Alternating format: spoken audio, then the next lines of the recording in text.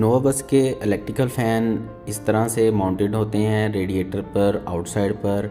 और इसके जो राइट साइड के 3 फैंस हैं ये इंटरकूलर को ठंडा करते हैं, जबकि लेफ़्ट साइड के 5 फैंस ये रेडिएटर को ठंडा करते हैं। ओवरऑल इनका वर्किंग प्रिंसिपल इस तरीके से है कि इनको 24 वोल्ट अवेलेबल होते हैं, बट जैसे ही इनको सिग्नल फ़ैन ECU की तरफ से रिसीव होता है इंजन के स्टार्ट होने का, तो ये इमीडिएटली इंटरकूलर के फ़ैंस को तो ऑन कर देते हैं। बट रेडिएटर के फ़ैंस सिर्फ उसी कंडीशन में ऑन होंगे जब ECU कैन सिग्नल के ज़रिए इंफॉर्मेशन लेता है कि इंजन का टेम्परेचर अपनी लिमिट को पहुंच गया है, उसके बाद इंजन को कूलिंग की ज़रूरत है, तो फिर ही ये फ़ैन वर्किंग करेंगे।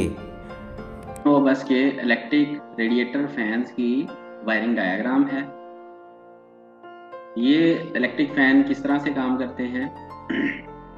इन फैंस में ये इसका सेंट्रल कंट्रोल बॉक्स है जिसे फ्रंट फ्यूज बॉक्स भी कहते हैं। ये इसका फैन ECU है। यहाँ पर इलेक्ट्रिक फैंस मोटर को शो किया गया है।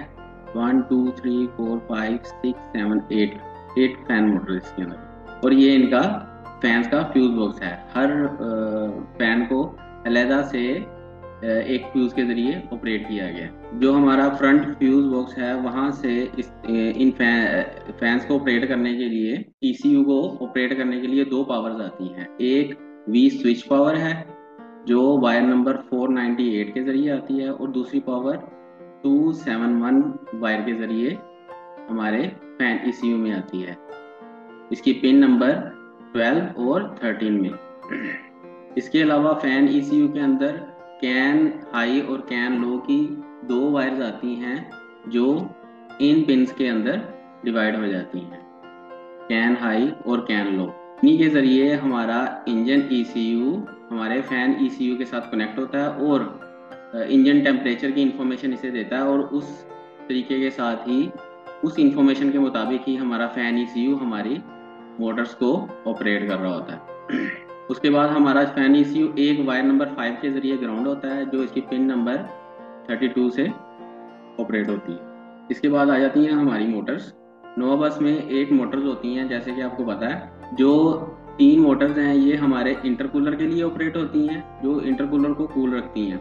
जैसे ही आप की स्विच लगाते हैं तो ये 3 मोटर्स ऑपरेट होना शुरू हो जाती हैं। ये 3 मोटर्स जो हैं ये इंटरकूलर को ठंडा करने के लिए ऑपरेट होती हैं। जैसे ही हमारा की स्विच लगता है तो ये 3 मोटर वर्किंग स्टार्ट कर देती हैं। उसके बाद ये 5 मोटर्स जो हैं ये रेडिएटर वाली साइड पे होती हैं, ये रेडिएटर को ठंडा करने के लिए इस्तेमाल होती हैं। जो हमारी इलेक्ट्रिक मोटर्स हैं रेडिएटर्स की, उसके अंदर 4 वायर्स आ रही होती हैं। उनमें से एक वायर जो डायरेक्ट इस फ्यूज बॉक्स से हर इंडिविजुअल मोटर को आ रही होती है 24 वोल्ट। उसके बाद दूसरी वायर, लेकिन हर इंडिविजुअल मोटर के लिए अलग अलग से वायर है। मोटर नंबर 1 के लिए 701 702 3 4 5 7 8 और 9 नंबर वायर्स, सही है। इसके बाद तमाम मोटर्स को एक ही वायर के जरिए 5 नंबर वायर के जरिए ग्राउंड किया गया है। बट उस हर मोटर में से ये निकलता ग्राउंड इंडिविजुअल है, बट एक ही वायर के जरिए ये ग्राउंड हो जाते हैं। उसके बाद ECU से 2 वायर आ रही होती हैं हर मोटर्स के लिए। एक वायर जो है वो मोटर की आउटपुट पावर है, जिससे इसको सिग्नल मिलता है कि मोटर को किस स्पीड पे चलना है। देखिए हमारी मोटर को ग्राउंड और पावर 24 वोल्ट तो डायरेक्ट मिल गया, मगर जब तक इसे ECU की तरफ से पल्स आना स्टार्ट नहीं होगी हमारी मोटर वर्किंग स्टार्ट नहीं करेगी। जैसे मैंने आपको बताया, जैसे ही हमारा की स्विच इंजन ऑन होता है तो हमारी 3 मोटर्स अपनी वर्किंग स्टार्ट कर देती हैं। बट जो रेडिएटर वाली साइड की मोटर हैं ये उसी वक्त वर्किंग स्टार्ट करेंगी जब ECU की तरफ से इनको पल्स आएगी कि अब इंजन का टेम्परेचर नॉर्मल लिमिट तक पहुंच गया है। जैसे 82 डिग्री तक हमारे इंजन का जैसे टेम्परेचर पहुंच जाएगा तो हमारी मोटर्स एक मीडियम स्पीड पर काम करना शुरू कर देंगी। उसके बाद जैसे ही इंजन टेम्परेचर 93 डिग्री सेंटीग्रेड को क्रॉस करेगा ये हाई स्पीड पर वर्किंग स्टार्ट कर देंगी। अब हर मोटर किस किस वायर से ऑपरेट होती है वो देख लेते हैं। ये K1 जो वायर है ये मोटर नंबर 1 को ऑपरेट करेगी, और उसके साथ ये जो दूसरी वायर है ये इसकी फॉल्ट इन्फॉर्मेशन, अगर मिसाल के तौर पे हमारी मोटर ख़राब हो गई है तो उसको इस वायर के ज़रिए ECU को इन्फॉर्मेशन जाएगी कि आपकी एक मोटर आउट ऑफ ऑर्डर है, इसको रिप्लेस करें। इसी तरह हर मोटर के साथ आप देख रहे हैं K13 आउटपुट पावर और K17 fault detection, K24 output, K28 motor number 3 की fault detection, K2 output power, K6 fault detection 4 number motor की, K14 output power, pulse power, और जो K18 है वो फॉल्ट डिटेक्शन की इंफॉर्मेशन हमारी मोटर को देगी। तो ये था नोवा बस का रेडिएटर इलेक्ट्रिक फैन का सर्किट।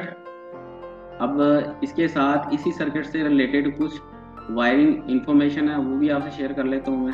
ये हमारा फैन ECU है, इसकी ये हमारा फैन ECU है, इसकी पिन नंबर्स K1 से लेकर K34 तक 35 तक हैं। 35 पिन का है ये, इसके अंदर K1 2 3 4 5 और 35 तक इसकी पिन को शो किया गया।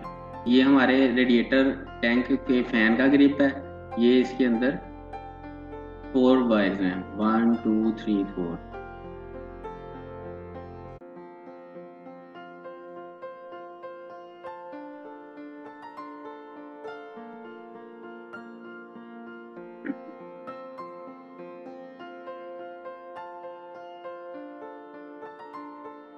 अब ये वायर नंबर्स आ जाते हैं। इलेक्ट्रॉनिक फैन V स्विच, जैसे मैंने आपको पहले बताया था, 498 वायर नंबर है। और फैंस की ऑन वोल्टेज जो है वो 271 वायर नंबर है। पावर सप्लाई 701 एक नंबर मोटर की, 2 नंबर की 702 703 704 705 707 8 और 709।